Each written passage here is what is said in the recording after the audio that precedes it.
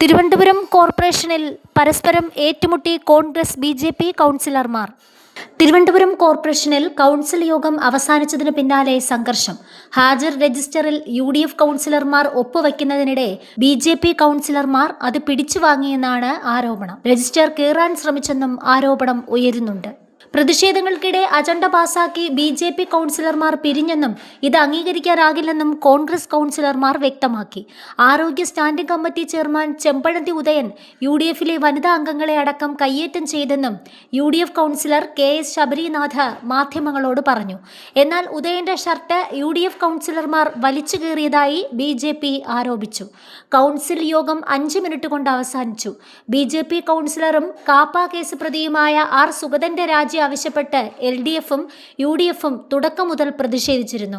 Mayor VV Rajesh സീറ്റിലെത്തിയതോടെ പ്രതിഷേധം ശക്തമാക്കി. പ്രതിപക്ഷം നടുത്തളത്തിലേക്ക് ഇറങ്ങി മുദ്രാവാക്യം വിളിച്ചു. ബഹളം ശക്തമായതോടെ നടപടി വേഗത്തിൽ അവസാനിപ്പിച്ച് മേയർ കൗൺസിൽ യോഗം അവസാനിപ്പിച്ചു. രജിസ്റ്ററിൽ ഒപ്പിടാൻ UDF അംഗങ്ങൾ ശ്രമിച്ചപ്പോൾ ബി.ജെ.പി. അംഗങ്ങൾ തടയുകയായിരുന്നു.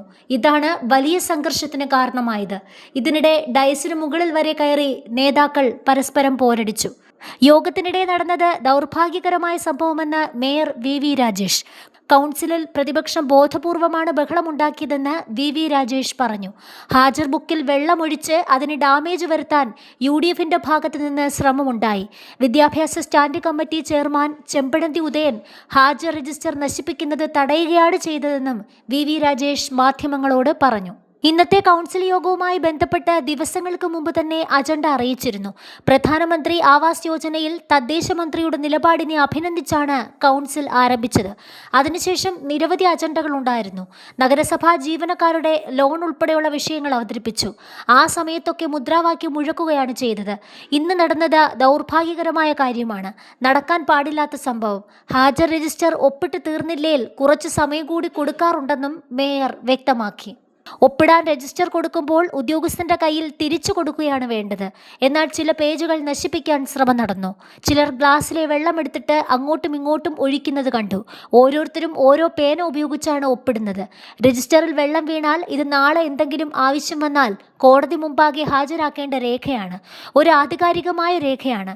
ഒന്നെങ്കിൽ ഒപ്പിട്ട് കഴിഞ്ഞാൽ ഉദ്യോഗസ്ഥന് തിരിച്ചു കൊടുക്കുക, അല്ലെങ്കിൽ ഒപ്പിടേണ്ട മറ്റൊരംഗത്തിന് നൽകുക. അതാണല്ലോ ജനാധിപത്യത്തിൽ മര്യാദ.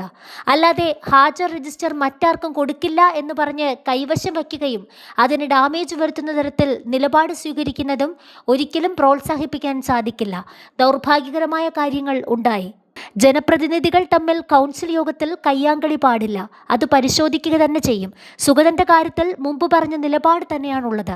അജണ്ട ചർച്ച ചെയ്യാൻ സമയം കിട്ടിയില്ലെങ്കിൽ അടുത്ത ദിവസത്തേക്ക് മാറ്റിവെക്കുകയാണ് ചെയ്യാറെന്നും VV രാജേഷ് കൂട്ടിച്ചേർത്തു.